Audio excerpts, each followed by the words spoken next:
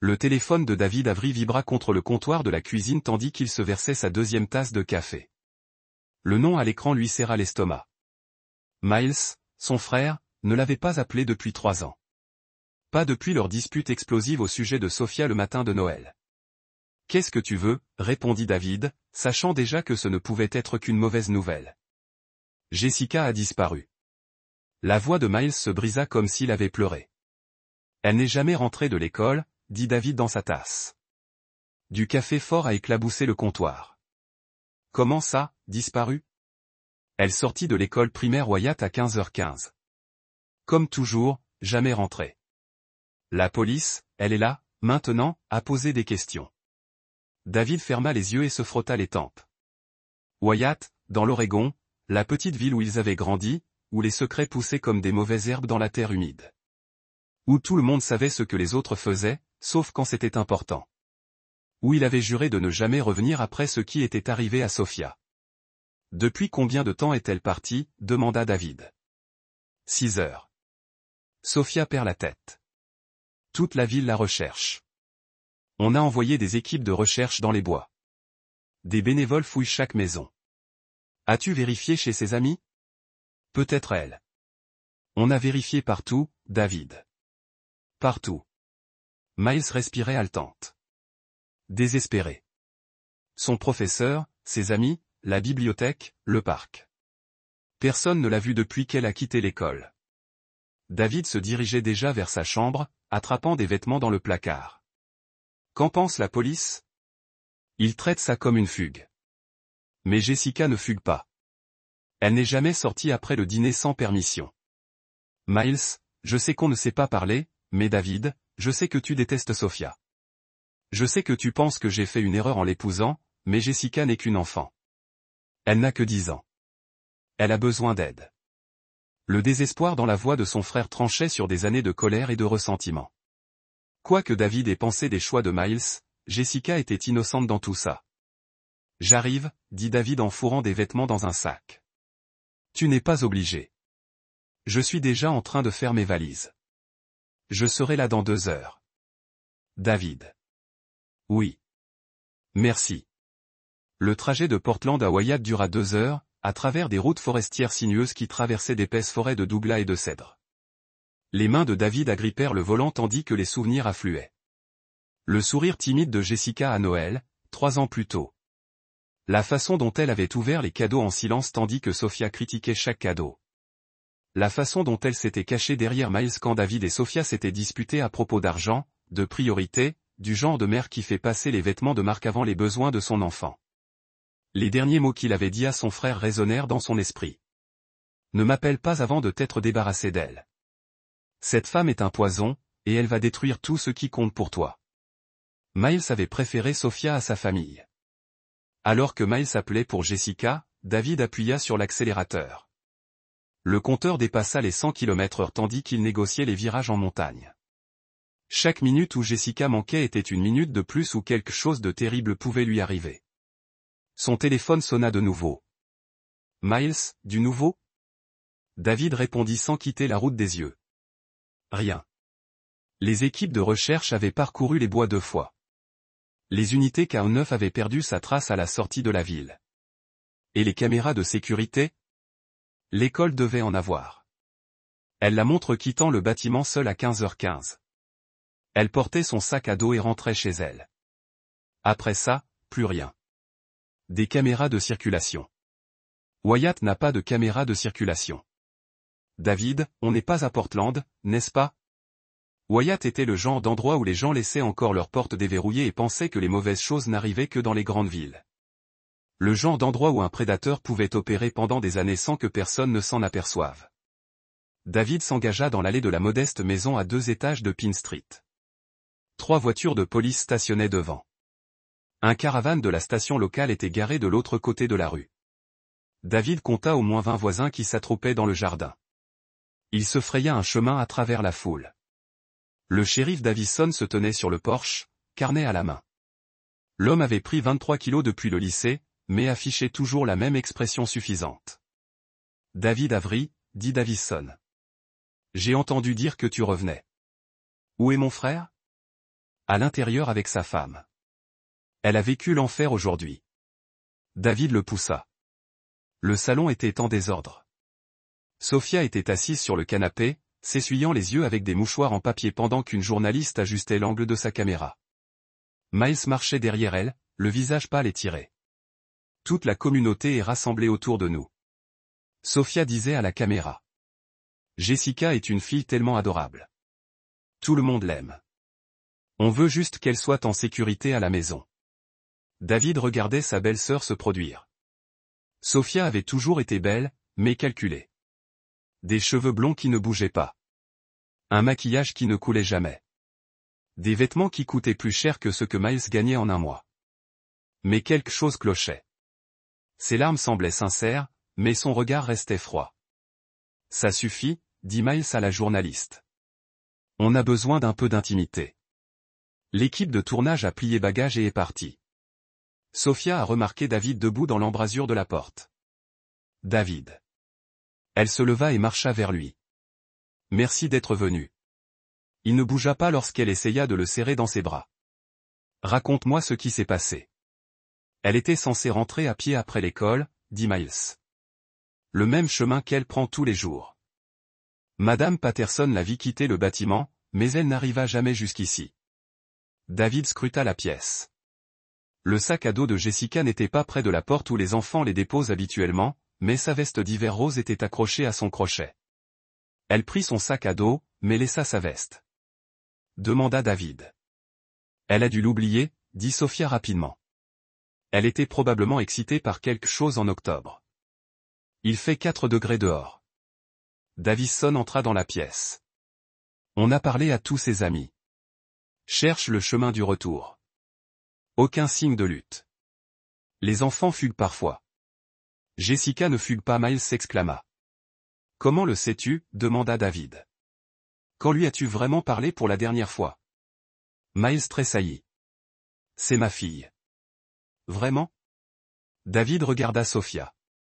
Ou est-elle juste un accessoire de plus pour ta vie parfaite? Ça suffit. La voix de Sophia devint sèche. On s'inquiète tous pour Jessica. Se battre ne la ramènera pas. David remarqua autre chose. Pas d'effraction aux portes. Fenêtres intactes.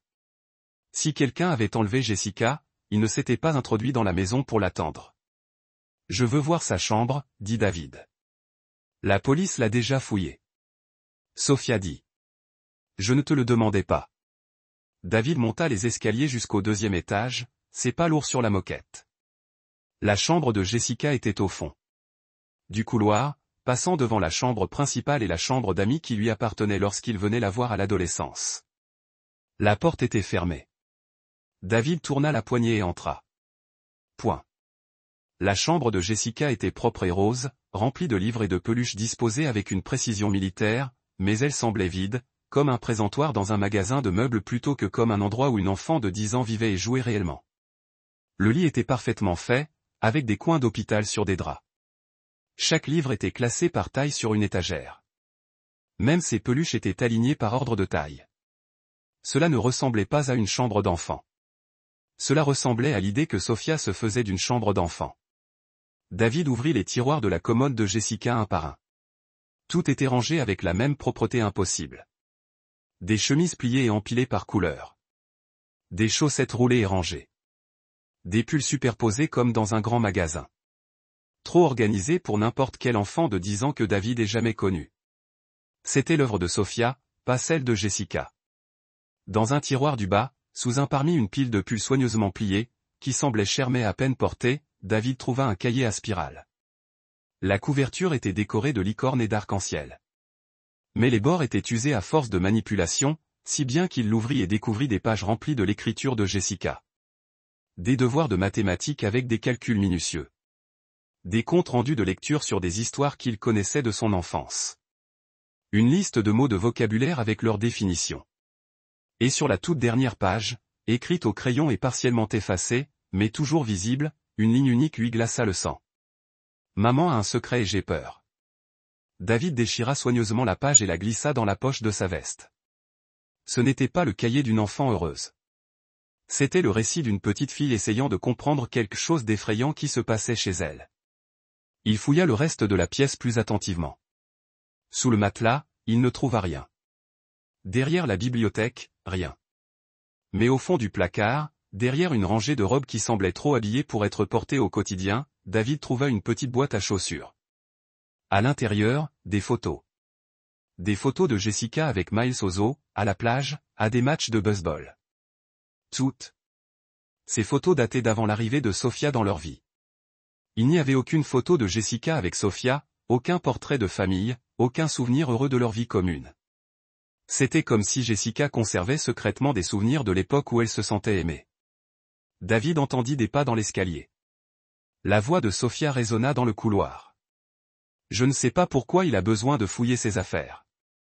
La police a déjà fait une fouille minutieuse.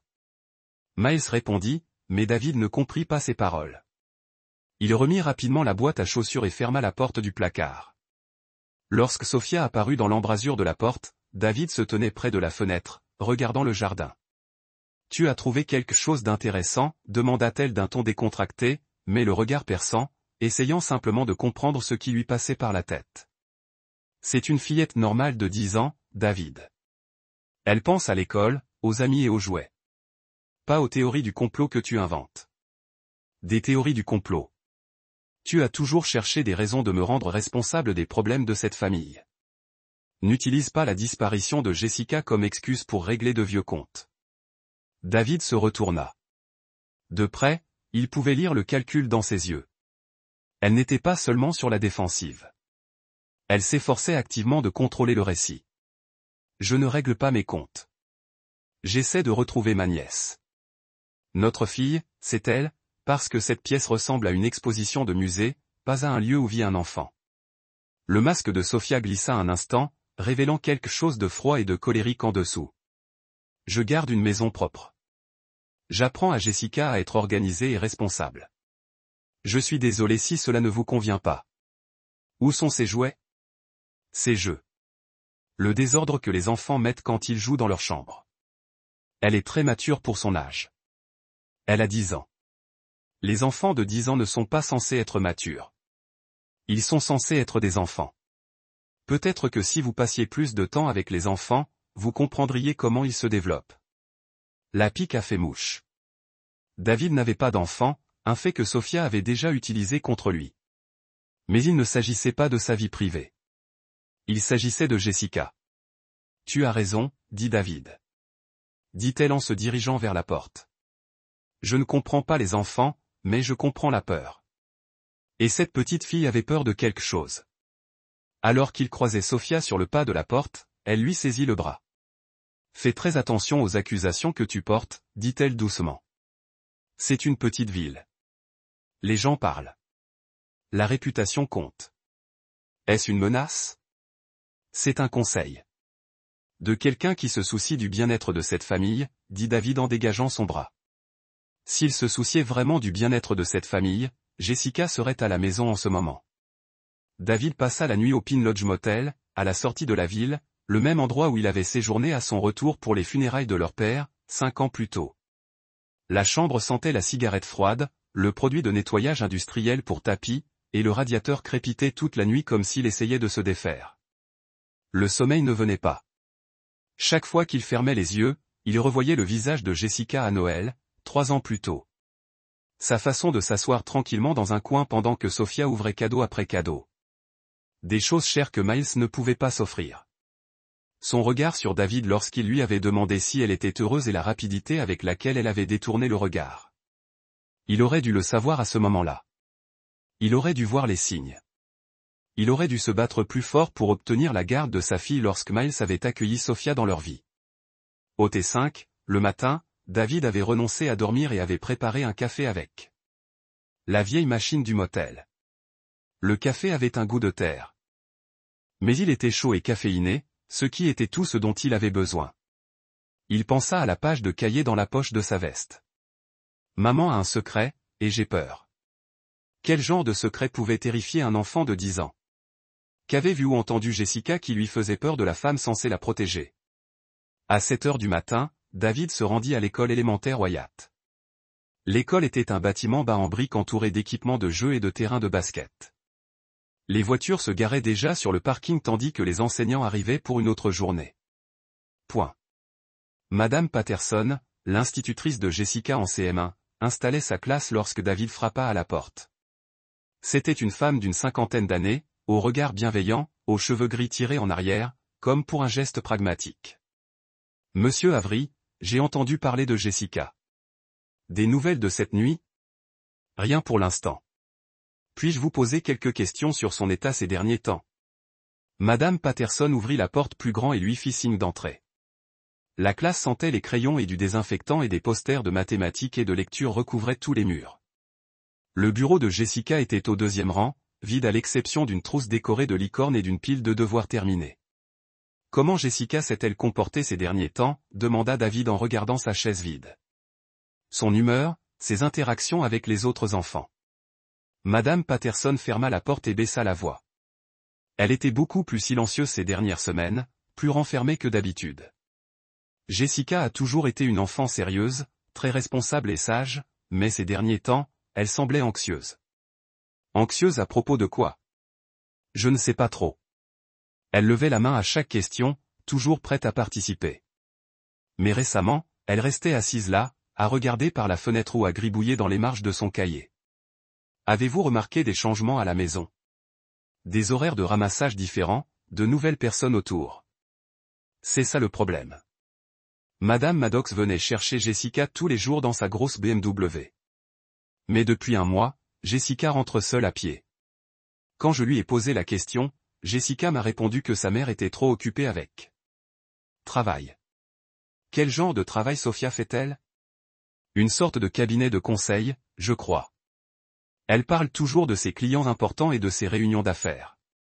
Madame Patterson a marqué une pause, mais j'ai essayé de l'appeler plusieurs fois ces dernières semaines pour discuter du changement de comportement de Jessica. Elle ne m'a jamais rappelé. De quoi vouliez-vous parler ? Jessica déjeunait seule au lieu d'être avec ses amis. Pendant la récréation, elle restait assise à lire au lieu de jouer. Quand je lui ai demandé si tout allait bien à la maison, elle a dit que sa mère était stressée par l'argent et que des gens qu'elle ne connaissait pas venaient à la maison. Le pouls de David s'est accéléré. Quel genre de personne ? Elle n'a pas donné de détails, mais elle semblait effrayée par eux. Elle m'a demandé un jour si les adultes avaient le droit de forcer les enfants à faire des choses qu'ils ne voulaient pas faire. Que lui avez-vous dit ? Je lui ai dit que les adultes ne devraient jamais mettre les enfants en danger ou mal à l'aise et qu'elle pouvait toujours me parler si quelque chose n'allait pas, mais elle s'est tue après ça. A-t-elle parlé d'un voyage ? D'une sortie avec sa mère ? Le visage de Madame Patterson s'assombrit. Il y a environ une semaine, elle m'a demandé ce qui se passerait si un enfant disparaissait et que personne ne le recherchait. Elle voulait savoir si les enseignants étaient tenus d'appeler la police si un élève cessait de venir à l'école. David sentit une peur bleue lui monter au ventre. Que lui as-tu dit ? J'ai dit que les enseignants remarquent bien les absences des élèves et que nous contactons toujours les parents pour nous assurer que les enfants sont en sécurité. Elle a semblé soulagée. Madame Patterson a regardé le bureau vide de Jessica. J'aurais dû insister davantage. J'aurais dû appeler les services sociaux. Ce n'est pas ta faute, n'est-ce pas ? Je suis formé pour reconnaître les signes de détresse chez les enfants. Je savais que quelque chose n'allait pas, mais j'ai laissé la réputation de sa mère dans la communauté me convaincre que j'exagérais. La réputation de Sophia, elle siège au conseil scolaire, est bénévole pour toutes les collectes de fonds, fait des dons à la bibliothèque. Tout le monde pense qu'elle est la mère parfaite. La voix de Madame Patterson devint amère. Mais les mères parfaites n'ignorent pas les appels des enseignants de leurs enfants. Maddox. Sophia avait gardé son nom de jeune fille pour le travail. David elle se demandait quel genre d'entreprise l'obligeait à ignorer les appels de l'institutrice de sa fille. Après avoir quitté l'école, David s'est rendu au parc où Jessica jouait habituellement après l'école. L'aire de jeu était vide, à l'exception de quelques jeunes enfants accompagnés de leur mère. Il s'est approché d'un groupe d'enfants du même âge que Jessica, assis à une table de pique-nique et partageant des collations. « Excusez-moi » a dit David en leur montrant son permis de conduire portant le même nom de famille que Jessica. Je suis l'oncle de Jessica Maddox. J'essaie de savoir ce qui lui est arrivé. L'une d'entre vous la connaît ? Une fille avec des couettes et un sac à dos violet a hoché la tête. Je suis Emma. Jessica est assise à côté de moi en classe. A-t-elle vraiment disparu? Elle n'est pas rentrée hier. A-t-elle parlé à l'un d'entre vous de fugue ou d'aller quelque part? Jessica n'a jamais parlé de fugue. Un autre enfant a dit, un garçon avec des taches de rousseur et un t-shirt dinosaure.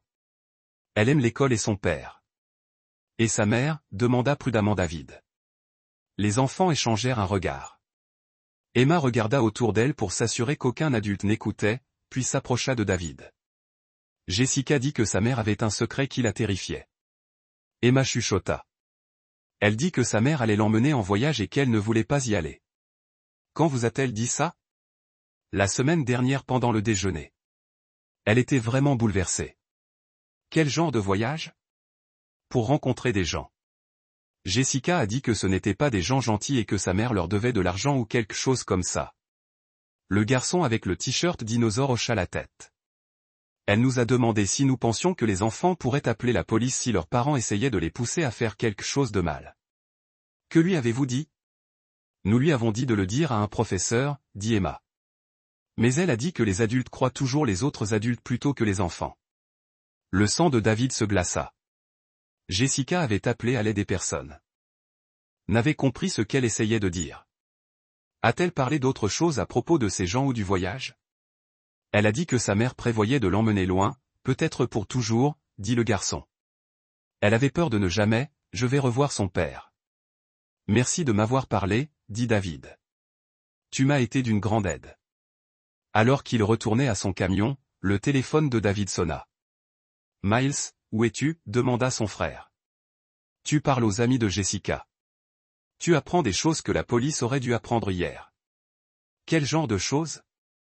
Jessica savait qu'il allait lui arriver quelque chose. Elle essayait de le dire aux gens, mais personne ne l'écoutait. Silence à l'autre bout du fil. Miles, il faut qu'on parle. Pas à la maison. Dans un endroit privé. Pourquoi pas à la maison? Parce que je n'ai pas confiance en ta femme.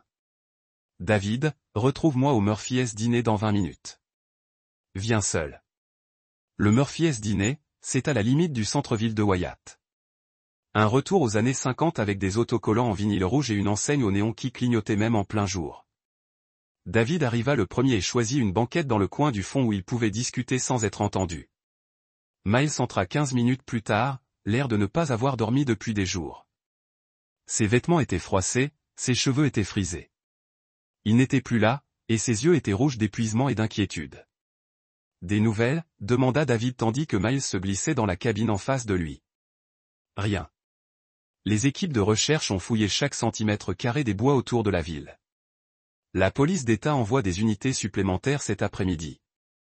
Miles se frotta le visage des deux mains. C'est comme si elle avait disparu. Miles, je dois te poser des questions difficiles, et j'ai besoin que tu sois honnête avec moi. Bon.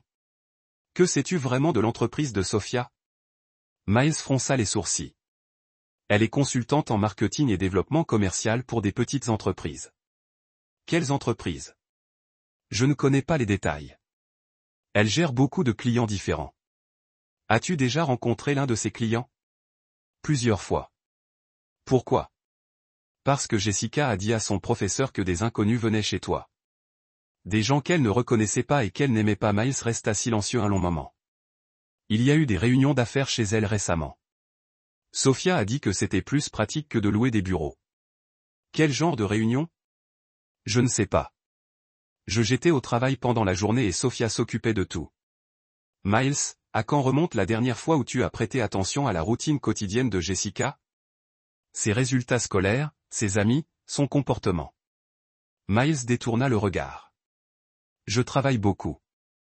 Sophia s'occupe de la plupart des tâches parentales. Parce que tu lui fais confiance ou parce que tu l'évites? Qu'est-ce que ça veut dire? Ça veut dire que tu as épousé une femme que tu connaissais à peine parce qu'elle était belle et disponible, et que tu as ensuite confié l'éducation de ta fille à quelqu'un qui la traite comme un inconvénient. Ce n'est pas juste, n'est-ce pas? À quand remonte la dernière fois que toi et Jessica avez passé du temps ensemble? Juste tous les deux. Miles y a réfléchi. On est allé à un match de baseball en août. Août? On est en octobre. Miles, tu n'as pas passé de bons moments avec ta fille depuis 2 mois.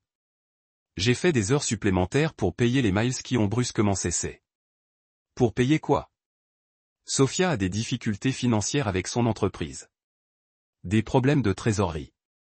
J'ai pris des heures supplémentaires pour couvrir les dépenses. Quelles dépenses? Je ne connais pas tous les détails. Matériel professionnel, fourniture de bureau, divertissement pour les clients. Elle gère les finances. David se pencha en avant. Miles, combien d'argent Sophia t'a-t-elle emprunté l'année dernière? Ce n'est pas un emprunt. Nous sommes mariés. Nous partageons nos finances. Combien? Miles resta silencieux un long moment. Environ 15 000 $. 15 000 $ pourquoi? Comme je l'ai dit, des frais professionnels. Et elle voulait rénover la chambre de Jessica, lui acheter de nouveaux vêtements pour l'école, l'emmener chez le médecin pour des examens. La chambre de Jessica ressemble à un musée, pas à un endroit où vit un enfant. Et quelle visite chez le médecin? Jessica est malade? Non, elle va bien. Juste des choses de routine. Mais le ton de Miles suggérait qu'il n'en était pas tout à fait sûr non plus. Miles, j'ai trouvé quelque chose dans la chambre de Jessica. David sortit la page du cahier. Elle a écrit ça. Maman a un secret et j'ai peur. Miles fixa le papier. Où as-tu trouvé ça? Caché dans son cahier. Elle avait peur et elle essayait de en parler à quelqu'un, mais personne n'écoutait. Peut-être qu'elle dramatisait. Les enfants écrivent ce genre de choses parfois. Vraiment? Les enfants de 10 ans écrivent-ils généralement sur leur peur des secrets de leurs parents?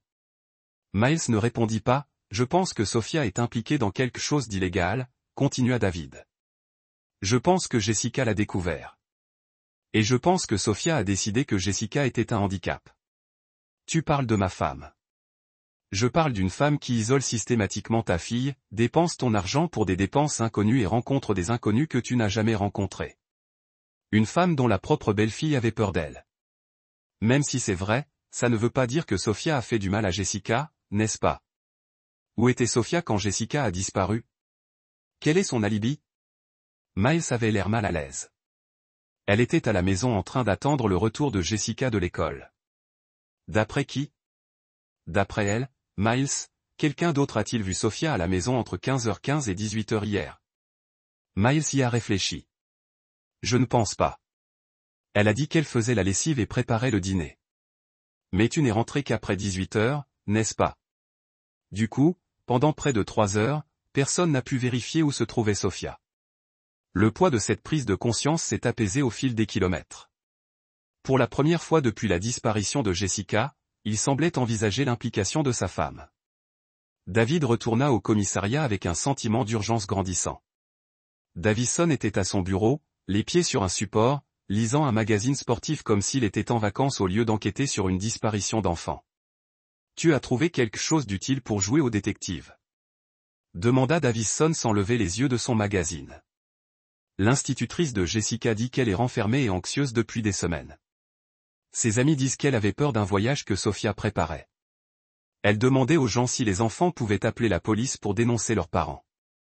Les enfants disent beaucoup de choses. Cela ne veut pas dire que tout cela est vrai. Vous devez enquêter plus en profondeur sur Sophia. Vérifier ses relevés téléphoniques, ses transactions financières, ses associés. Davison le regarda enfin, l'air agacé. Sophia Maddox est une membre respectée de cette communauté. Elle est bénévole à l'église. Elle siège au conseil scolaire et organise des événements caritatifs. Vous pensez qu'une femme comme elle ferait du mal à sa propre enfant? Elle n'est pas la mère biologique de Jessica. Miles a adopté Jessica à 3 ans, après la mort de ses parents biologiques dans un accident de voiture. Elle élève donc cette fille depuis 7 ans. Ça fait d'elle la mère, à mes yeux. Alors pourquoi ne pas enquêter sérieusement? Davison a tenu bon dans le petit bureau, intimidant, parce que je connais Sophia Maddox et je vous connais, David Avery.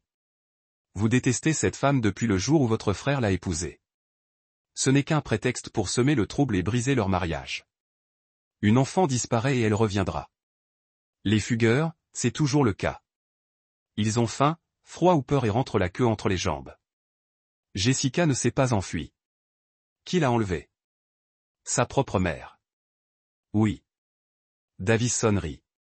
Un rire rauque emplit le petit bureau. Vous êtes encore plus fou que je ne le pensais. Quelle raison Sophia aurait-elle pu avoir pour kidnapper sa propre fille?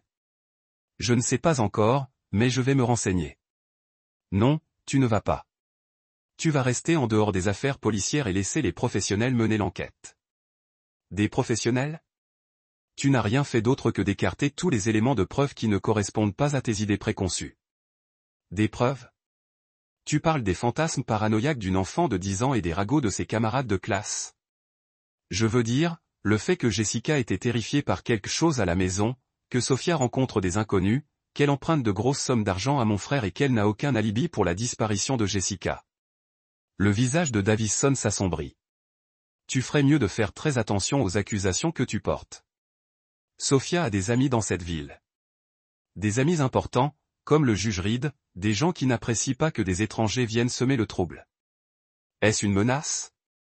C'est un avertissement. C'est une petite ville, David.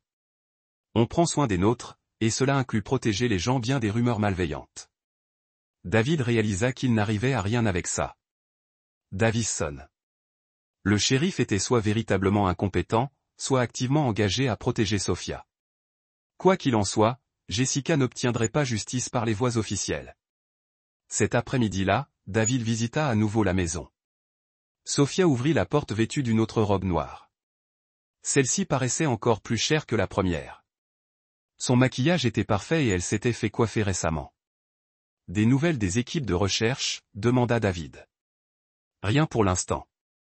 Elle s'écarta pour le laisser entrer, mais son langage corporel était tendu, sur la défensive. Miles était au travail. Il ne supportait plus de rester assis dans la maison. La maison semblait différente de la veille. Plus calme, plus contrôlée. Le salon avait été nettoyé et rangé, comme si Sophia se préparait à recevoir des invités. Des fleurs fraîches étaient posées sur le comptoir de la cuisine dans un vase coûteux, et le parfum des bougies à la vanille emplissait l'air. Tu as l'air de bien tenir le coup, observa David. J'essaie de rester fort pour Jessica. Elle a besoin que nous soyons positifs à son retour. Quand elle rentrera? Pas si. Le sourire de Sophia n'atteignit pas ses yeux. Une mère sait ces choses-là, David. Jessica revient. Comment peux-tu en être si sûr? Parce que je suis sa mère. Je la connais mieux que quiconque. David l'observa attentivement. Il y a quelque chose de différent dans son comportement aujourd'hui. Hier, elle avait simulé le chagrin et le désespoir devant les caméras. Aujourd'hui, elle semblait presque détendue, comme si un poids avait été enlevé de ses épaules. Sophia, puis-je te demander quelque chose? Bien sûr. Si tu tenais à ta famille, dit David en observant attentivement son visage. Tu voudrais que tout le monde travaille ensemble pour retrouver Jessica. Alors pourquoi essaies-tu de me décourager d'enquêter? Son masque glissa un instant, révélant une froideur et une méfiance sous-jacente. Si tu tenais vraiment à ta famille, tu resterais en dehors de ça. Elle revient. Comment le sais-tu? Le sourire de Sophia était glacial. Parce que je suis sa mère. Je sais ces choses-là. Sa façon de dire cela fit froid dans le dos à David. Ce n'était pas la déclaration d'un parent inquiet espérant le meilleur. C'était l'affirmation confiante de quelqu'un qui savait exactement où était Jessica et quand elle reviendrait. Sophia, où est Jessica? Je ne comprends pas ce que tu veux dire. Je pense que oui. Je pense que tu sais exactement où elle est. Et je pense que c'est toi qui l'as mise là. C'est une accusation très grave. C'est un crime très grave. Ils se regardent fixement un long moment. Et David vit quelque chose qu'il n'avait jamais remarqué auparavant dans les yeux de Sophia. Pas seulement froideur ou calcul, mais une haine sincère. Pas pour lui en particulier, mais pour la situation qu'il représentait. Pour les complications et les inconvénients des responsabilités familiales. Sois très prudent, David, dit-elle doucement. C'est une petite ville. Les gens parlent. Les réputations comptent. Et les fausses accusations peuvent ruiner des vies. Est-ce une menace? C'est la réalité. Je te suggère de t'en souvenir. En quittant la maison, David remarqua une berline noire garée de l'autre côté de la rue, absente à son arrivée. À travers les vitres teintées, il distingua la silhouette de quelqu'un assis au volant, surveillant la maison. Quelqu'un surveillait les allées et venues. La question était de savoir s'il surveillait David ou protégeait Sofia. 7 jours plus tard, David buvait un café dans sa chambre de motel et relisait les notes qu'il avait compilées sur le comportement suspect de Sofia lorsque quelqu'un frappa à la porte. Il vérifia l'heure sur la table de nuit. 12h17 h. Par le Judas, il aperçut une petite silhouette debout sur le trottoir devant sa porte. Même dans la faible lumière du jour. Sous les lampes de sécurité du motel, il reconnut immédiatement la silhouette. Jessica. David ouvrit brusquement la porte et la tira à l'intérieur. Son cœur battait la chamade, entre soulagement et terreur. Elle était pieds nus, ses vêtements déchirés et sales, couverts d'égratignures et de bleu. Elle tremblait violemment, peut-être à cause du froid, d'un traumatisme, ou des deux. « Oncle David », murmura-t-elle d'une voix à peine audible. « N'appelle pas maman. Aide-moi, aide-moi. » David attrapa une couverture. Sur le lit et l'enroula autour d'elle, puis s'agenouilla à sa hauteur. De près, il put constater l'ampleur de ce qu'elle avait enduré. Ses pieds étaient coupés et saignaient à force de marcher sans chaussures dans la forêt. Des bleus couvraient ses bras, formant des motifs en forme de doigts. Ses cheveux étaient emmêlés de terre et de feuilles, mais ses yeux étaient vifs et concentrés, pas le regard vide de quelqu'un qui aurait été drogué ou gravement traumatisé. « Jessica, que s'est-il passé? Où étais-tu passé? Elle m'a emmené en voyage avec un homme que je ne connaissais pas. » La voix de Jessica était posée mais calme, comme si elle avait peur que quelqu'un l'entende. Ils m'ont conduite à une cabane dans les bois. Qui était cet homme? Je ne connais pas son nom. Il avait une barbe grise et sentait la cigarette et la bière. Maman lui a donné de l'argent avant de quitter la maison. Les poings de David se sont serrés. Son instinct lui disait d'aller directement chez Sofia et de la confronter, mais Jessica avait d'abord besoin de soins médicaux et de sécurité. Que s'est-il passé à la cabane? Ils m'ont enfermé dans une chambre. Il y avait un canapé bleu dans le salon et un poêle à bois qu'ils utilisaient pour se chauffer. Chaque nuit, j'entendais un bruit de moteur dehors, comme un générateur en marche. Jessica leva les yeux vers lui avec un regard trop instruit pour un enfant de 10 ans. Un autre couple est venu me voir le 2e jour. La femme était rousse et portait des vêtements coûteux. L'homme portait un costume sombre et prenait des notes dans un petit carnet. Que voulait-il? Ils m'ont posé des questions sur l'école et si j'avais des amis, si quelqu'un me regretterait si je partais, si papa faisait attention à moi, ou s'il était trop occupé avec son travail. Jessica s'est mise à pleurer, mais c'était des larmes silencieuses, comme si elle avait appris à pleurer en silence. Ils ont parlé d'argent et de transfert en toute transparence. Je ne comprenais pas ce que cela signifiait, mais ils parlaient de moi comme si j'étais quelque chose qu'ils achetaient. David se sentait physiquement malade. Transfert en toute transparence. Jessica avait entendu la négociation de sa propre vente. Comment as-tu pu t'enfuir? L'homme à la bière se saoulait tous les soirs. Le 3e soir, il a tellement bu qu'il s'est évanoui sur le canapé. J'ai grimpé par la fenêtre de la salle de bain et j'ai couru à travers les arbres. J'ai marché toute la nuit jusqu'à trouver une route, puis je l'ai suivie jusqu'à ce que je reconnaisse où j'étais. Tu as été si courageuse, Jessica. Tellement intelligente et courageuse. Oncle David, j'ai entendu maman parler au téléphone à quelqu'un. Elle a dit que je n'étais pas sa vraie fille et que Miles ne me remarque même pas la moitié du temps. Elle a dit que ça réglerait les problèmes de tout le monde. David a sorti son téléphone pour appeler les urgences, mais Jessica a attrapé le sien.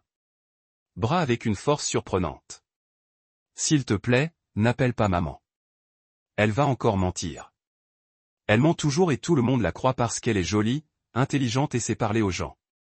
Je dois appeler la police. Jessica, ils ne me croiront pas. Ils la croiront. Elle a des papiers qui disent que je suis folle et que j'invente des histoires. Avant que David puisse répondre, les portières claquèrent dehors. Par la fenêtre, il vit Sofia sortir de sa BMW blanche, marchant avec la démarche assurée de quelqu'un qui savait exactement ce qui se passait. Derrière elle, le shérif Davison sortit de sa voiture de patrouille, la main posée sur sa radio. « Reste derrière moi », dit David à Jessica en se dirigeant vers la porte. Sofia n'attendit pas qu'il l'invite à entrer. Elle bouscula David dès qu'il ouvrit la porte, son regard scrutant la pièce jusqu'à ce qu'il se pose sur Jessica, blottie sur le lit. « Jessica, ma puce, Dieu merci, tu es saine et sauve. » La voix de Sofia était emplie d'un soulagement et d'une joie parfaitement dosée. « On s'est tellement inquiété pour toi. Jessica recula loin de sa belle-mère, se serrant contre le tête de lit. Ne me touche pas, ma chérie. Tu es clairement traumatisée, dit Sophia, son ton se transformant en une douce inquiétude. Regarde-toi, ma chérie. Tu vis dans les bois depuis une semaine. Tu dois être tellement perdue et effrayée. Jessica, dit Davison en entrant dans la pièce, son carnet à la main. Où étais-tu? Ta famille était morte d'inquiétude. Je l'ai dit à oncle David. Maman m'a emmené dans un chalet avec un homme méchant qui sentait la cigarette. Ils m'ont enfermé dans une pièce et des inconnus sont venus me regarder. Ma chérie, la voix de Sophia était patiente et compréhensive, comme si elle parlait à un tout jeune enfant en pleine crise de colère. Tu es perdu. Tu as fugué de l'école et tu t'es perdu dans les bois. Tu as fait de mauvais rêves et tu les as confondus avec la réalité. Ce n'est pas vrai. Sophia sortit une chemise en papier craft de son sac à main de créateur et la tendit à Davison. Voici le dossier médical de Jessica, établi par le docteur Patricia Webb, pédopsychiatre à Portland. Jessica la consulte pour des troubles du comportement et des problèmes psychologiques. Fantasmes et les mensonges élaborés sont des symptômes courants de son état. David prit le dossier et l'ouvrit. Le dossier faisait état de multiples visites au cabinet du docteur Webb au cours des 6 derniers mois. Les notes décrivaient Jessica comme sujette à des fantasmes élaborés, ayant du mal à distinguer la réalité de l'imagination et présentant des troubles du comportement liés à des troubles de l'attachement. Ce sont des mensonges, dit David. Le docteur Webb est un professionnel très respecté avec plus de 20 ans d'expérience, répondit Sophia d'un ton posé. Jessica souffre de problèmes psychologiques depuis la mort de ses parents biologiques. Le traumatisme de l'abandon l'a poussée à inventer des scénarios fantasmés élaborés pour gérer le stress. Davison regarda Jessica, qui pleurait maintenant et s'accrochait au bras de David. Jessica, j'ai besoin que tu me dises la vérité. S'est-il enfui de l'école? Non. Maman m'a emmené dans un chalet. Il y avait un homme barbu et un couple qui voulaient m'acheter. Je t'achète, Jessica.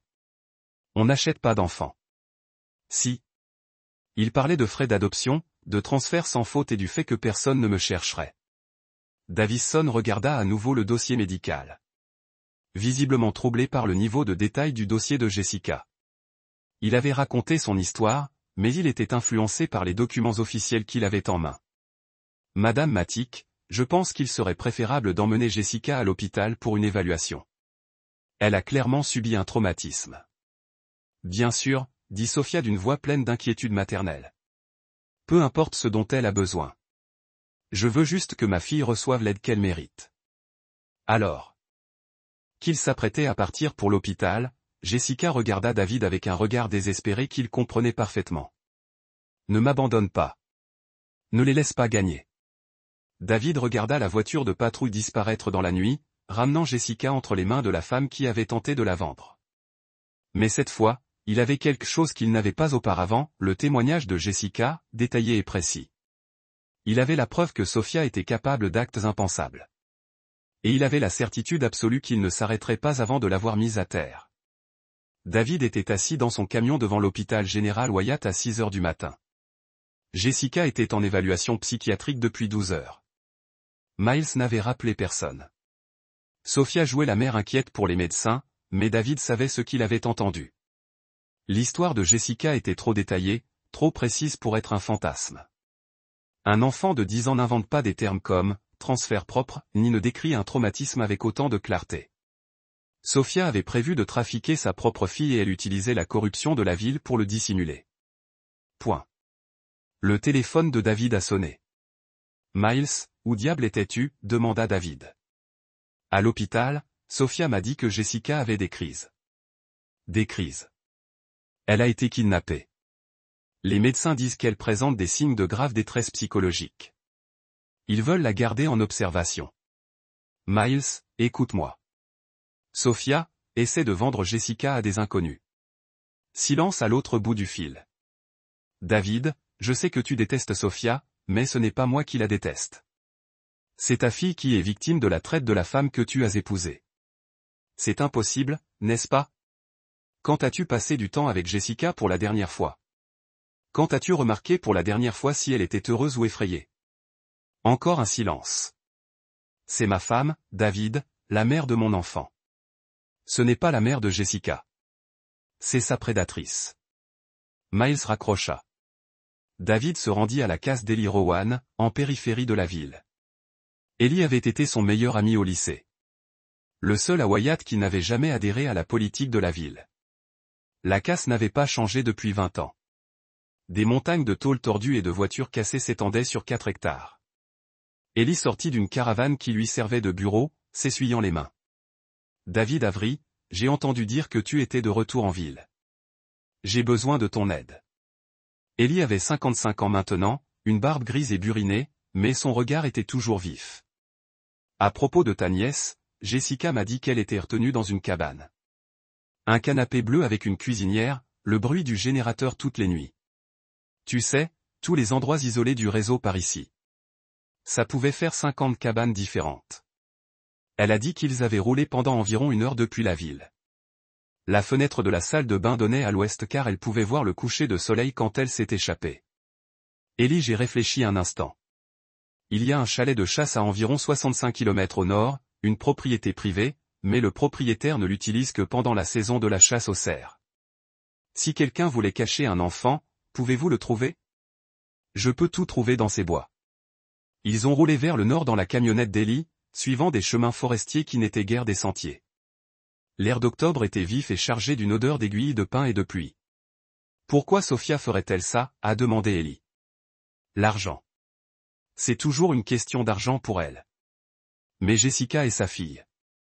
Non, ce n'est pas le cas. Jessica est la fille adoptive de Miles, issue de sa première relation. Sophia a épousé Miles pour l'argent de son assurance et sa maison. Mais un enfant, ça coûte cher, surtout un enfant qui n'est pas vraiment le sien. Ils ont trouvé le chalet après 2 heures de recherche. Il se trouvait dans une clairière entourée de fourrure Douglas, exactement comme Jessica l'avait décrit. Un canapé bleu était visible par la fenêtre de devant. Un conduit de cheminée en métal partait de l'endroit où se trouvait le poêle à bois. La porte n'était pas verrouillée. À l'intérieur, la cabane était spartiate, mais habitée. Quelqu'un était venu récemment. David fouilla la poubelle et trouva des attaches de serrage pour enfants coupées et jetées. Son estomac se retourna. Regardez ça. Eli appela de la cuisine. Il brandit les reçus d'une station-service à environ 8 km au sud.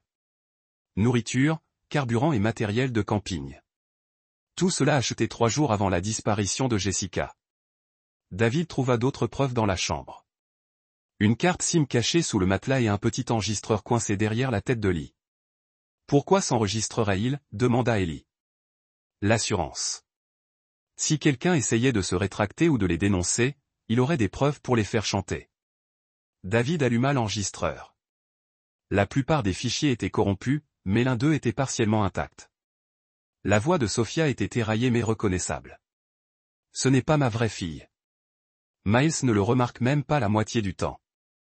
Ça résout tous les problèmes. David enregistra le fichier sur son téléphone. Ils fouillèrent le reste de la cabane et trouvèrent un contrat de location dans un tiroir de la cuisine. La cabane était louée à Sarah Johnson et payée via un compte PayPal lié à une adresse email que David reconnaissait. sophiadesigning@gmail.com était l'adresse email professionnelle de Sophia. David savait que la police locale ne s'en prendrait pas à Sophia sur la seule base de ses preuves, mais il pouvait monter un dossier suffisamment solide pour la forcer à agir. Il avait besoin d'alliés qui comprennent le système et savent contourner sa corruption. June Abernathy vivait dans une petite maison près de l'école primaire, un endroit modeste rempli de livres et de photos datant de ses 30 années d'activité sociale. Elle était à la retraite depuis 5 ans, mais sa réputation de protectrice des enfants était légendaire dans le comté. Si quelqu'un pouvait l'aider à démasquer Sophia, ce serait June. J'attendais que quelqu'un frappe à ma porte au sujet de cette femme. June a dit, lorsque David lui a expliqué la situation, que c'était une femme robuste d'une 60aine d'années, aux cheveux argentés et au regard perçant, qui ne manquait de rien. Vous savez quelque chose sur Sophia? Je sais qu'elle accueille des enfants en famille d'accueil depuis 2 ans. Des placements d'urgence à court terme qui ne sont jamais correctement signalés à l'État. Des enfants qui disparaissent du système sans papier en règle. Pourquoi ne l'as-tu pas signalé? J'ai essayé, mais elle a la main mise sur le juge et toute plainte à son sujet est enterrée dans un enfer bureaucratique. Les services sociaux locaux la traitent comme si elle marchait sur l'eau parce qu'elle est prête à accepter des placements difficiles au pied levé. Combien d'enfants? Au moins 6 à ma connaissance. Tous âgés de 8 à 12 ans, tous placés chez elle pour une prise en charge soi-disant temporaire en attendant qu'on leur trouve un foyer permanent. Que sont-ils devenus? D'après les registres officiels, ils ont été transférés dans des familles d'accueil dans d'autres États. Des adoptions privées ont été organisées grâce aux relations de Sophia, mais je n'ai jamais pu vérifier aucun de ces placements. David a ressenti une froide compréhension. Sophia n'avait pas commencé avec Jessica. Elle menait une opération de traite en utilisant le système de placement familial comme terrain de chasse. M'aiderez-vous à l'arrêter? De quoi avez-vous besoin? June a déposé une plainte anonyme auprès des services de protection de l'enfance de l'État, contournant complètement les autorités locales. Elle a également fourni à David des documents sur les enfants placés disparus et des copies des dossiers de placement suspects de Sophia. Pendant ce temps, Ellie s'efforçait de récupérer les données de la carte SIM trouvée au chalet. La voiture contenait des enregistrements GPS qui correspondaient parfaitement à la chronologie de Jessica, montrant des trajets répétés entre Wyatt et le chalet pendant la semaine de sa disparition. Elle contenait également des journaux d'appel vers 3 numéros de téléphone différents. David remonta l'un des numéros jusqu'à un couple de Portland arrêté 2 ans plus tôt pour escroquerie à l'adoption. Ils avaient été libérés sous caution et avaient disparu avant leur procès. Juin, dit David en l'appelant pour lui donner l'information. Vous souvenez-vous d'un couple de Portland impliqué dans une fraude aux enfants placés? Rebecca et Thomas Crane, une femme rousse, un homme qui porte des costumes coûteux. Oh mon Dieu! Oui, je m'en souviens. Ils dirigeaient un réseau qui plaçait des enfants dans des familles qui payaient comptant pour des adoptions privées. Pas de vérification des antécédents, pas de papiers légaux, pas de questions posées. Ce sont eux que Jessica a vus au chalet. David, si Sophia travaille avec les Crane, c'est plus grave que Jessica. Ils auraient pu faire du trafic de dizaines d'enfants.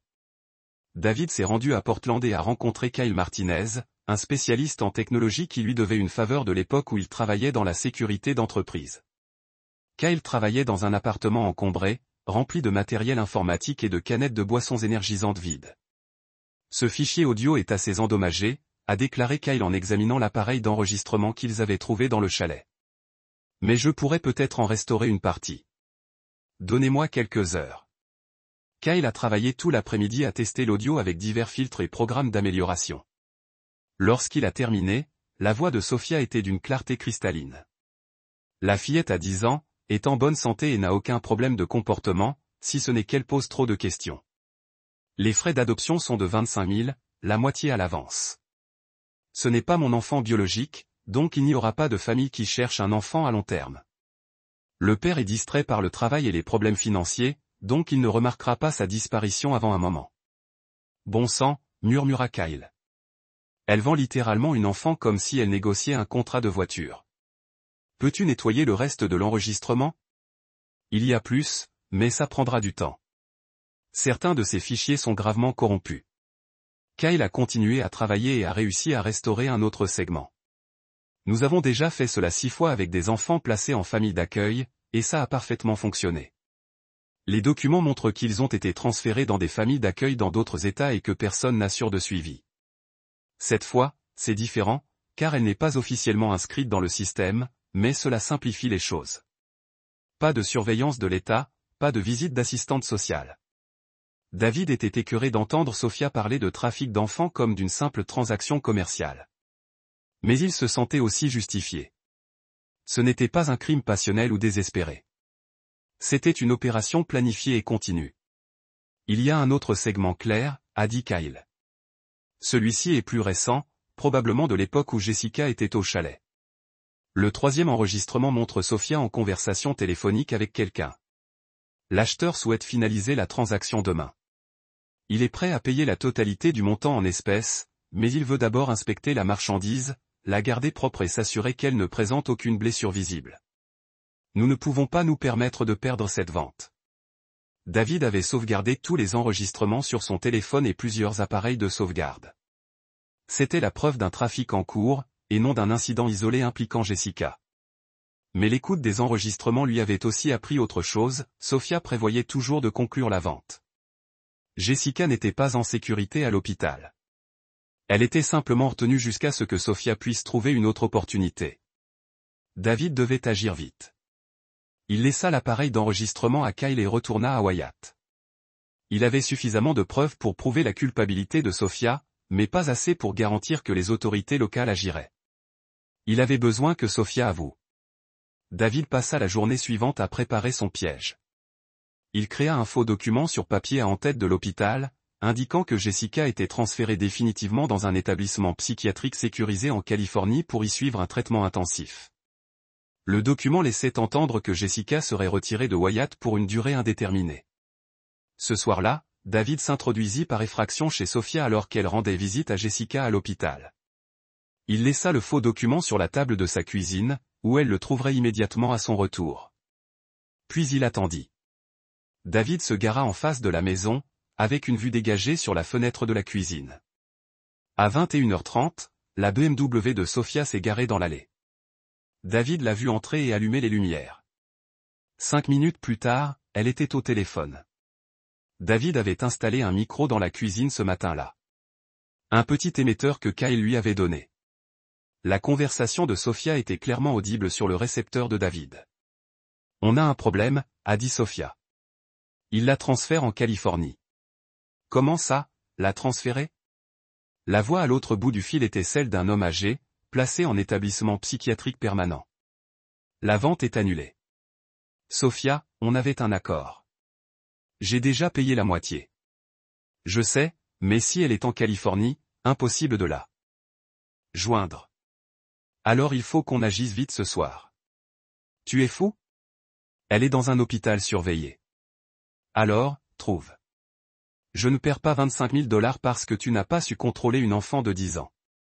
Écoute, Thomas, on pourrait peut-être trouver un autre enfant. Quelqu'un de plus facile à gérer.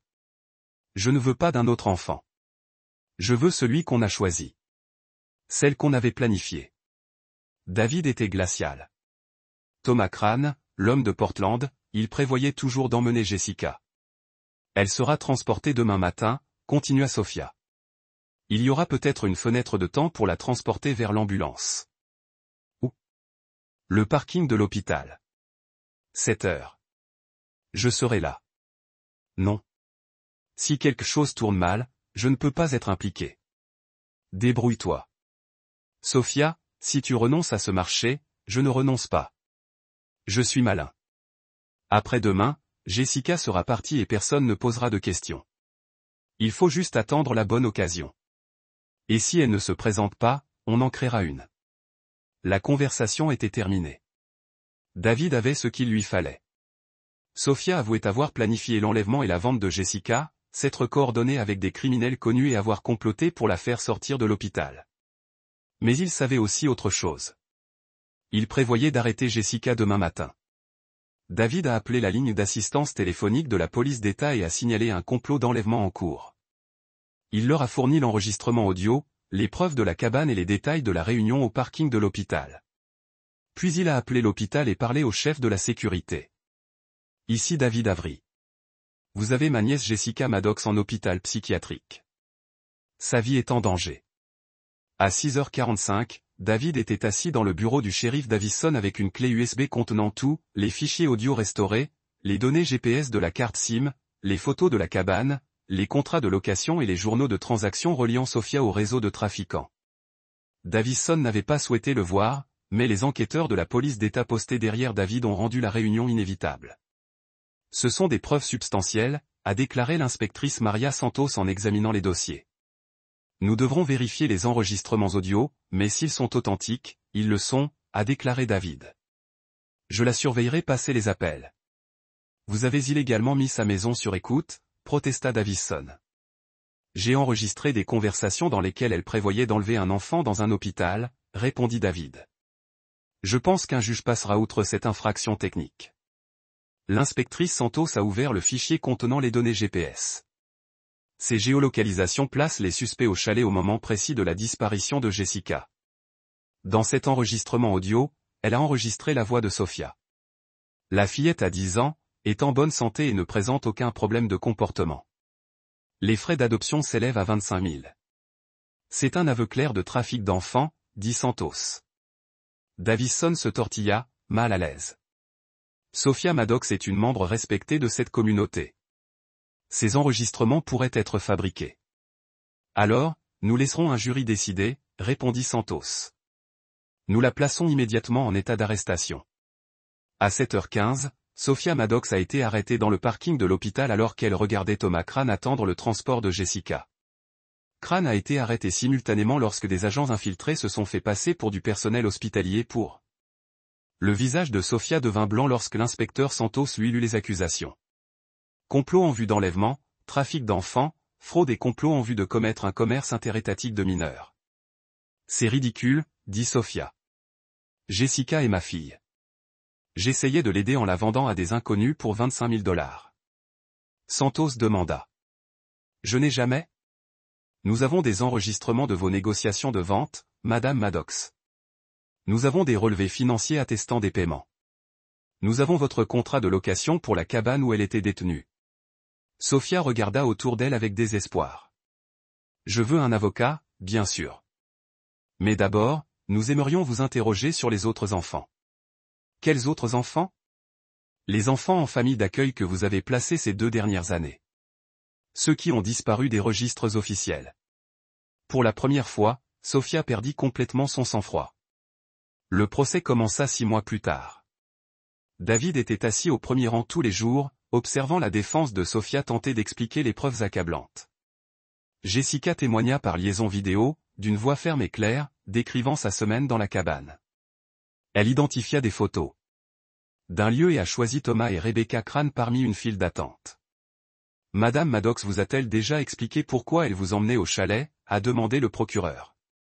Elle a dit, nous allons rencontrer des gens sympathiques qui pourraient vouloir être ma nouvelle famille, a répondu Jessica. Elle a ajouté, papa en avait assez de s'occuper de moi. Qu'avez-vous ressenti? Effrayé. Je ne voulais pas d'une nouvelle famille. Je voulais rester avec papa et oncle David. Ellie a témoigné de la découverte du chalet et des preuves qu'il contenait. Juna Bernati a témoigné de la disparition des enfants placés et du passé suspect de placement de Sophia.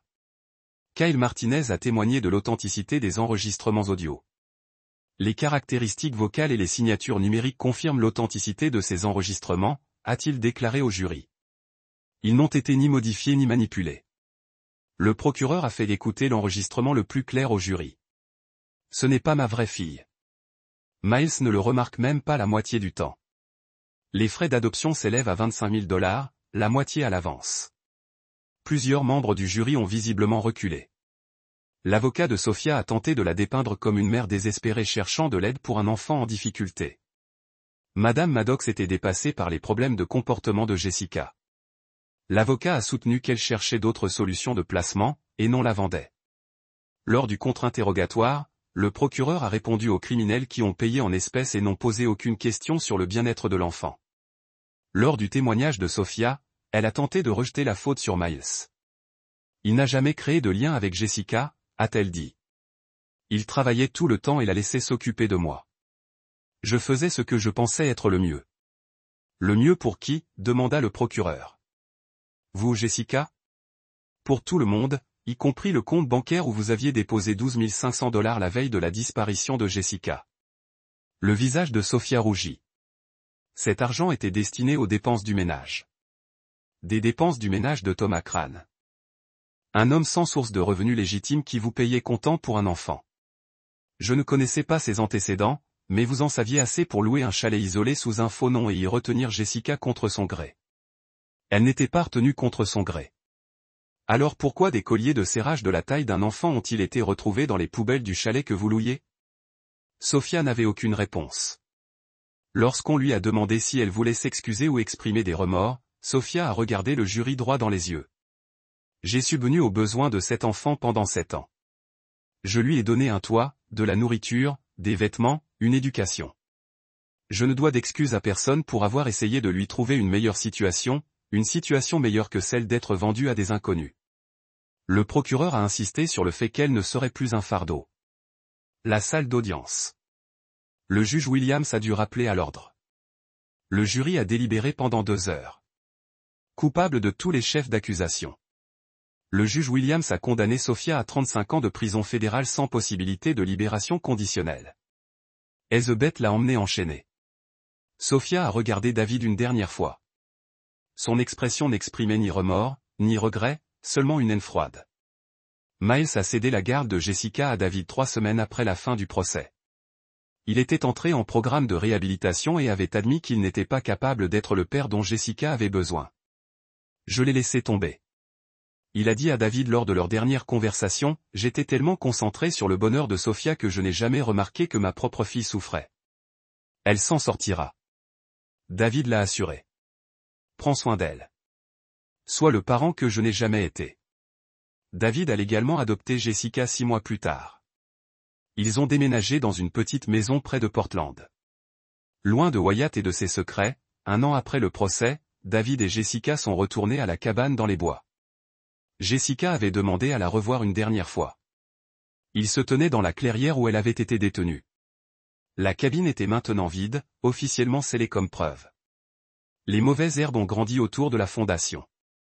Jessica a sorti un collier en argent de sa poche, quelque chose que Sophia lui avait donné pour son 9e anniversaire.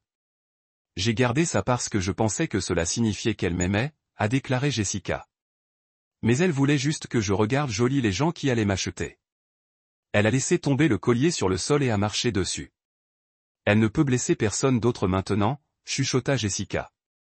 David posa sa main sur son épaule. Non, et elle ne le fera jamais. Ils sont retournés au camion ensemble. Jessica avait augmenté de 3 au cours de la dernière année et avait pris du poids. Le regard creux dans ses yeux avait disparu, remplacé par quelque chose que David n'avait jamais vu là auparavant. Sécurité. Oncle David. Ouais, merci de me croire. Vous n'avez jamais à me remercier pour cela. Alors qu'il s'éloignait de la cabine, David jeta un coup d'œil dans le rétroviseur. Jessica regardait par la fenêtre arrière, regardant l'endroit où son cauchemar s'était produit disparaître dans les arbres. Quand elle s'est retournée, elle souriait. « Pouvons-nous obtenir de la crème glacée sur le chemin du retour ?» elle a demandé. « Nous pouvons obtenir ce que vous voulez. » Et pour la première fois dans la vie de Jessica, David le pensait. Elle était en sécurité maintenant. Elle était aimée. Et elle ne serait plus jamais le fardeau de personne. La fille qui avait survécu une semaine en enfer était devenue une personne plus forte que son trafiquant, plus intelligent que ses protecteurs corrompus et plus courageuse que les adultes qui lui avaient échoué. Sophia avait essayé de vendre l'avenir de Jessica. Au lieu de cela, elle avait garanti sa propre destruction.